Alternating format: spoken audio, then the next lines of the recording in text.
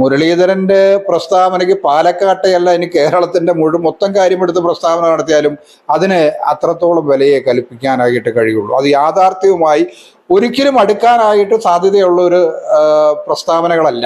ചേലക്കര നിയോജകമണ്ഡലത്തെ സംബന്ധിച്ചിടത്തോളം തിരുവല്ലാമല പഞ്ചായത്ത് BJP ഭരിച്ചിരുന്ന പഞ്ചായത്താണ്. ചെറിയ ഒരു ടോസിന്റെ പുറത്താണ് നമ്മളിപ്പോൾ ഭരണത്തിൽ വന്ന് മാറി നിൽക്കുന്നത്. പക്ഷെ ഏറ്റവും കൂടുതൽ മെമ്പർമാരുള്ള BJP അവിടെ. അതേപോലെ തന്നെ തൊട്ടടുത്ത സ്ഥലങ്ങളെല്ലാം തന്നെ BJPയെ സംബന്ധിച്ചിടത്തോളം അത്യാവശ്യം നല്ല രീതിയിൽ പ്രവർത്തനം ഉള്ള സ്ഥലങ്ങളാണ്. നമസ്കാരം. രാജ്യത്ത് പാർലമെന്റ് തിരഞ്ഞെടുപ്പിന് ശേഷം കേരളത്തിൽ ഉപതെരഞ്ഞെടുപ്പ് വരികയാണ്. ഇതിൽ രാഹുൽ ഗാന്ധി മത്സരിച്ച വയനാട്ടിലും അതോടൊപ്പം തന്നെ നിയമസഭാ ഉപതെരഞ്ഞെടുപ്പായിട്ട് ചേലക്കരയിലും പാലക്കാടും എല്ലാവർക്കും അറിയാവുന്നതാണ്. ഈ വരുന്ന ഒരു 2-3 മാസത്തിനിടയിൽ ഇതെന്തായാലും നമ്മുടെ കേരളത്തിൽ നടക്കുന്നതാണ്. ഈ സമയത്ത് BJP വലിയൊരു തയ്യാറെടുപ്പിലാണ്. അപ്പോൾ ഈ BJPയുടെ തയ്യാറെടുപ്പ് ഏതെല്ലാം തരത്തിലേക്ക് മുന്നോട്ട് പോയിട്ടുണ്ട്, അല്ലെങ്കിൽ എന്താണ് BJP ഇപ്പോൾ ലക്ഷ്യം വെക്കുന്നത്, പ്രവർത്തനങ്ങൾ ഏത് തരത്തിലേക്ക് കൊണ്ടെത്തിക്കാനാണ് ശ്രമിക്കുന്നത് എന്നെല്ലാം നമ്മൾക്ക് BJPയുടെ മധ്യ കേരള വൈസ് പ്രസിഡന്റ് ആയിട്ടുള്ള ശ്രീമാൻ ബിജോയ് തോമസിനോട് തന്നെ ചോദിക്കാം. ബിജോയ് ചേട്ടാ നമസ്കാരം. നമസ്കാരം ചേട്ടാ, എങ്ങനെ കാണുന്നു ഈ വരുന്ന നിയമസഭാ ഉപതെരഞ്ഞെടുപ്പ്? BJPക്ക് എന്തെങ്കിലും ഒരു മുന്നേറ്റം ഉണ്ടാക്കാൻ സാധിക്കും? BJPക്ക് തീർച്ചയായിട്ടും മുന്നേറ്റം ഉണ്ടാക്കിയെടുക്കാനായിട്ട് സാധിക്കും. BJPക്ക് മുന്നേറ്റം ഉണ്ടാക്കിയെടുക്കാൻ സാധിക്കുമെന്ന് പറയുമ്പോൾ പല ഉപതെരഞ്ഞെടുപ്പുകളിലും BJP എപ്പോഴും വലിയ രീതിയിൽ പുറകോട്ട് പോയിട്ടുള്ള ചരിത്രമാണ് കേരളത്തിലുള്ളത്. നെയ്യാറ്റിൻകരയിൽ രാജഗോപാൽ ഒഴികെ ഒരു സമയത്ത് അദ്ദേഹം വലിയൊരു മുന്നേറ്റം ഉണ്ടാക്കിയിട്ടുണ്ടായിരുന്നു. പക്ഷെ ബാക്കി എല്ലാ ഉപതെരഞ്ഞെടുപ്പിലും BJP എപ്പോഴും പുറകിലേക്ക് പോകുന്ന ഒരു കാഴ്ചയാണ് ഉണ്ടായിട്ടുള്ളത്. ഈ തവണ അതിന് എന്തെങ്കിലും ഒരു മാറ്റം ഉണ്ടാവും? 62 വർഷമായിട്ട് BJP ഇവിടെ, അല്ലെങ്കിൽ നമ്മുടെ പ്രസ്ഥാനം പലതരത്തിലും പരാജയപ്പെടുക മാത്രം ഉണ്ടായിട്ടുള്ളൂ. അതിനുശേഷം 62 വർഷം പിന്നിട്ടതിന് ശേഷമാണ് തൃശ്ശൂർ പാർലമെന്റ് സീറ്റ് തന്നെ വിജയിച്ചല്ലോ. അത് തന്നെ വലിയൊരു തുടക്കമല്ലേ? ചിട്ടയായ രാഷ്ട്രീയ പ്രവർത്തനത്തിന്റെ ഭാഗമായിക്കൊണ്ട് തന്നെയാണ് ഈ ഒരു തെരഞ്ഞെടുപ്പിൽ വിജയിക്കാനായിട്ട് BJPക്ക് കഴിഞ്ഞത്. BJP അതുപോലെ തന്നെ മുന്നോട്ട് പോകും. ഈ തെരഞ്ഞെടുപ്പിൽ BJP കേരളത്തിലെ ഉപതെരഞ്ഞെടുപ്പുകളിൽ BJP ജയിക്കും. ഇപ്പോൾ പാലക്കാട് നിയമസഭാ തെരഞ്ഞെടുപ്പ് കഴിഞ്ഞ ഘട്ടം അവിടെ ശ്രീധരൻ സാറോട് മത്സരിച്ച സമയത്ത് 3800ഓളം വോട്ടുകൾക്കാണ് ഷാഫിയോടെ വിജയിച്ചത്. അത്ര ഒരു ചെറിയൊരു ഗ്യാപ്പിലാണ് വിജയിച്ചത്. പക്ഷെ പിന്നീട് ഇപ്പോൾ ഈ ഒരു പാർലമെന്റ് തിരഞ്ഞെടുപ്പ് വന്ന സമയത്ത് കൃഷ്ണകുമാർ അദ്ദേഹത്തിന് അവിടെ 9000 സംതിങ് വോട്ടുകൾ ഒരു കുറവ് ഉണ്ടായിട്ടുണ്ട്. അത് പാലക്കാട് നിയോജക മണ്ഡലത്തിൽ അത് വലിയൊരു കുറവല്ലേ? അത് ബാധിച്ചിട്ടുണ്ടോ അവിടുത്തെ പ്രവർത്തന കാര്യങ്ങൾ എന്തെങ്കിലും? അതൊന്നും ബാധിക്കില്ല. അതിനെല്ലാം കവർ ചെയ്തുകൊണ്ട് കേന്ദ്രത്തിൽ BJP 3ാമതും അധികാരത്തിൽ വന്നു കഴിഞ്ഞിരിക്കുകയാണ്. NDAയുടെ നേതൃത്വത്തിൽ അധികാരത്തിൽ പ്രധാനമന്ത്രി നരേന്ദ്രമോദി സത്യപ്രതിജ്ഞ ചെയ്ത് ഗവൺമെന്റ് അധികാരം ഏറ്റെടുത്ത് കഴിഞ്ഞിരിക്കുന്നു. പാലക്കാടിന്റെ തൊട്ട് അടുത്തുള്ള പാർലമെന്റ് നിയോജക മണ്ഡലമായിട്ടുള്ള തൃശ്ശൂർ പാർലമെന്റ് BJP ജയിച്ചു കഴിഞ്ഞിരിക്കുന്നു. അപ്പൊ അതിന്റെ തൊട്ടടുത്ത സ്ഥലമാണ് പാലക്കാട്. തീർച്ചയായിട്ടും വരുന്ന ആളുകള് ഈ തെരഞ്ഞെടുപ്പ് നോട്ടിഫിക്കേഷൻ വരുന്നതിന് മുമ്പായിട്ടുള്ള തന്നെ ഞങ്ങളിപ്പോൾ തന്നെ അതിന്റെ പ്രവർത്തനം ആരംഭിച്ചു കഴിഞ്ഞിരിക്കുന്നു. അപ്പൊ ആ പ്രവർത്തനം അത് ഫലവത്തമാകും എന്നുള്ളതിൽ തർക്കമൊന്നുമില്ല. BJP ജയിക്കും. BJPയുടെ ഒരു സംസ്ഥാന സമിതി യോഗമെല്ലാം ഇത് കഴിഞ്ഞിട്ടുണ്ട്. ആദ്യത്തെ ഒരു ഘട്ടത്തെ ഒരു കാര്യങ്ങളൊക്കെ കഴിഞ്ഞിരിക്കുകയാണ്. എന്താണ് പ്രതീക്ഷ വെക്കുന്നത്? വിജയമാണോ അല്ലെങ്കിൽ ഒരു വോട്ട് വർദ്ധിപ്പിക്കുക എന്നുള്ള ലക്ഷ്യമാണോ? അങ്ങനെ ഒരു സംഭവം ഉണ്ടായിരുന്നല്ലോ. BJP ഇത്രയും കാലം വോട്ട് വർദ്ധിപ്പിക്കുക എന്നുള്ളതാണ്. വിജയം എന്നുള്ളത് ഈ അടുത്ത കാലത്ത് വന്നിരിക്കുന്ന ഒരു കാര്യമാണ്. ജയിക്കാൻ പറ്റും എന്നുള്ള ഒരു തരത്തിലേക്ക്. ഇതിൽ ഏത് മാർഗമാണ് ഇപ്പോൾ BJP സ്വീകരിക്കുക അല്ലെങ്കിൽ ലക്ഷ്യം വെക്കുന്നത്?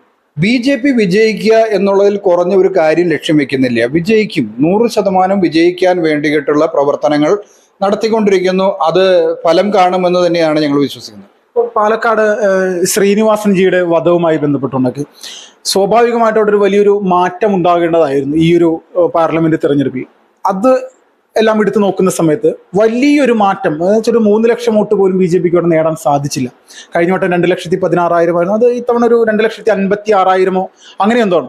അപ്പോൾ ഇതെന്തുകൊണ്ടാണ് ഇങ്ങനെ അതൊക്കെ BJPക്ക് ഗുണമാകാതെ മാറുന്നത്? BJPയെ സംബന്ധിച്ചിടത്തോളം പാലക്കാട് വലിയൊരു ഇപ്പൊ ഈ തൃശ്ശൂർ പാർലമെന്റിൽ ജയിച്ചത് തന്നെ ഞങ്ങൾക്ക് വളരെയധികം ചിട്ടയായ ഒരു പ്രവർത്തനം എന്ന് പറഞ്ഞാൽ വലിയൊരു തോതിൽ നമുക്ക് പുതിയ വോട്ടർമാരെ വോട്ട് ചേർക്കാനായിട്ട് കഴിഞ്ഞു. അതേപോലെ തന്നെ ഒരു നീണ്ട 5 വർഷക്കാലം എന്ന് തന്നെ പറയാൻ കഴിയുന്ന തരത്തിൽ ഒരു സംഘടനാ പ്രവർത്തനം, രാഷ്ട്രീയ പ്രവർത്തനം വളരെ ചിട്ടയായിട്ട് നടത്തിയിട്ടുണ്ട്. അപ്പോൾ ആ ഒരു രീതിയിൽ തന്നെ പാലക്കാടും ഞങ്ങളിപ്പോൾ പ്രവർത്തനം ആരംഭിച്ചിട്ടുണ്ട്. അപ്പം അതുകൊണ്ട് ഈ പ്രാവശ്യം തീർച്ചയായിട്ടും BJP അവിടെ വിജയം കൈവരിക്കും എന്നുള്ളതിൽ ഒരു സംശയവും വേണ്ട. അത് 100% വിജയിക്കും. അതിനുള്ള പ്രവർത്തനങ്ങൾ കാഴ്ചവെക്കും. ഇപ്പം ഇവിടെ തൃശ്ശൂരിൽ മത്സരിച്ച കെ മുരളീധരൻ കഴിഞ്ഞ ദിവസം പാലക്കാട് നിയമസഭാ ഉപതെരഞ്ഞെടുപ്പിനെ സംബന്ധിച്ചൊരു പ്രസ്താവന നടത്തുന്നുണ്ടായി. മാധ്യമപ്രവർത്തകർ പറഞ്ഞത് ഒരു കാരണവശാലും പാലക്കാട് BJP വിജയിക്കില്ല, അത് അവരുടെ ഒരു ദുരാഗ്രഹം മാത്രമാണ്. ഇത്തവണ BJP 3-ാം സ്ഥാനത്ത് പോകും, LDF വിചാരിച്ചു കഴിഞ്ഞാൽ 2-ാം സ്ഥാനത്ത് എത്താമെന്നുള്ള രീതിയിലേക്കാണ്. അപ്പോൾ പാലക്കാട്ടേക്ക് കെ മുരളീധരന്റെ ഒരു വരവ് അത് പ്രതീക്ഷിക്കുന്നുണ്ട് BJP? കെ മുരളീധരന്റെ വരവല്ല, കെ മുരളീധരന്റെ പ്രസ്താവനയ്ക്ക് പോലും ഞങ്ങൾ ആ ഒരു വില കൊടുക്കാനായിട്ട് ഉദ്ദേശിക്കുന്നില്ല. അദ്ദേഹം ഈ തൃശ്ശൂർ പാർലമെന്റ് സീറ്റിൽ നടന്ന തെരഞ്ഞെടുപ്പിൽ ആ തെരഞ്ഞെടുപ്പിന്റെ ഫലപ്രഖ്യാപനത്തിന്റെ തലേ ദിവസം നടത്തിയ പ്രഖ്യാപനം തന്നെ നിങ്ങളെല്ലാ മീഡിയ ആളുകളും കണ്ടിട്ടുള്ളതാണ്. അത് തികച്ചും ബാലിശമായ പ്രസ്താവനയാണ് എന്നുള്ളത് BJP അപ്പം തന്നെ പറയുകയും അതേപോലെ തന്നെ പിറ്റേ ദിവസം നേരം വെളുത്ത് കാലത്ത് 8 മണി മുതലുള്ള ഫലപ്രഖ്യാപനത്തിന്റെ ആ വോട്ട് കൗണ്ടിങ് തുടങ്ങിയ സമയം മുതൽ ഓരോ മണിക്കൂറുകളിലും ഓരോ റൗണ്ടുകൾ എണ്ണം പൂർത്തിയാക്കുന്ന സമയത്തും ഉണ്ടായിട്ടുള്ള ഭൂരിപക്ഷത്തിന്റെ വോട്ടിന്റെ എണ്ണത്തിന്റെ വർധനവ് അത് നിങ്ങൾ കണ്ടതാണ്.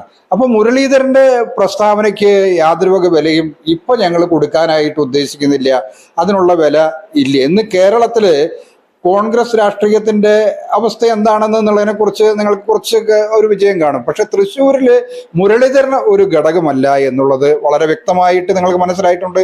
അപ്പൊ അതുകൊണ്ട് തന്നെ മുരളീധരന്റെ പ്രസ്താവനയ്ക്ക് പാലക്കാട്ടെയല്ല ഇനി കേരളത്തിന്റെ മൊത്തം കാര്യമെടുത്ത് പ്രസ്താവന നടത്തിയാലും അതിന് അത്രത്തോളം വിലയെ കൽപ്പിക്കാനായിട്ട് കഴിയുള്ളൂ. അത് യാഥാർത്ഥ്യവുമായി ഒരിക്കലും അടുക്കാനായിട്ട് സാധ്യതയുള്ള ഒരു പ്രസ്താവനകളല്ല.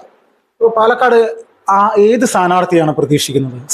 അത് ഇപ്പോൾ ശോഭാ സുരേന്ദ്രന്റെ പേര് പറഞ്ഞു കേട്ടു, പിന്നെ കൃഷ്ണകുമാറിന്റെ പേര് പറഞ്ഞു കേട്ടു, ഉണ്ണി മുകുന്ദന്റെ പേര് പറഞ്ഞു കേട്ടു. അപ്പോൾ ആർക്കായിരിക്കും, അല്ലെങ്കിൽ ഒരു സ്ത്രീകൾക്കായിരിക്കുമോ ആ ഒരു സീറ്റ് നൽകാൻ ഇനി സാധ്യത? അത് ഞാൻ പറയാനായിട്ട് അതിന്റെ ചുമതലപ്പെട്ട ആളല്ല. പാർട്ടിയുടെ സംസ്ഥാന സമിതിയും ദേശീയ സമിതിയും ഒക്കെ ആണ് ആ കാര്യങ്ങൾ തീരുമാനിക്കുക. ആ തീരുമാനത്തിന്റെ അടിസ്ഥാനത്തിൽ അവർ അതിന്റെ സ്ഥാനാർത്ഥി നിർണയം നടത്തും. അപ്പോഴാണ് അതറിയാൻ കഴിയുള്ളൂ.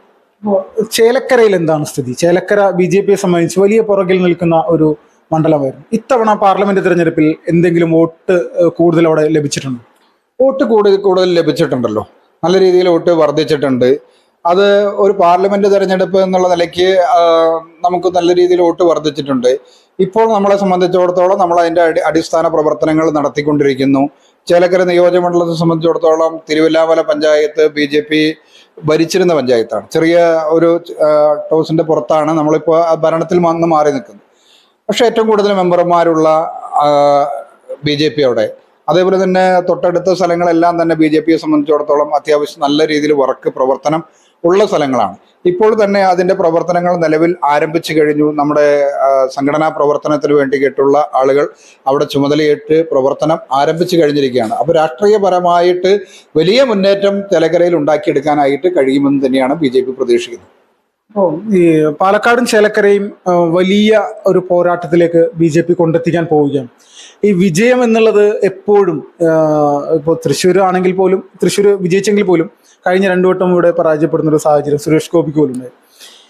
സുരേഷ് ഗോപിയുടെ സാന്നിധ്യം ഈ 2 മണ്ഡലങ്ങളിലും ഉണ്ടാകാനുള്ള സാധ്യതയുണ്ട്. അതിൽ വല്ല പ്രതീക്ഷ ഉണ്ടാകും? ഇനി സാന്നിധ്യം ഉണ്ടായാലും എന്തെങ്കിലും മാറ്റം ഉണ്ടാകും?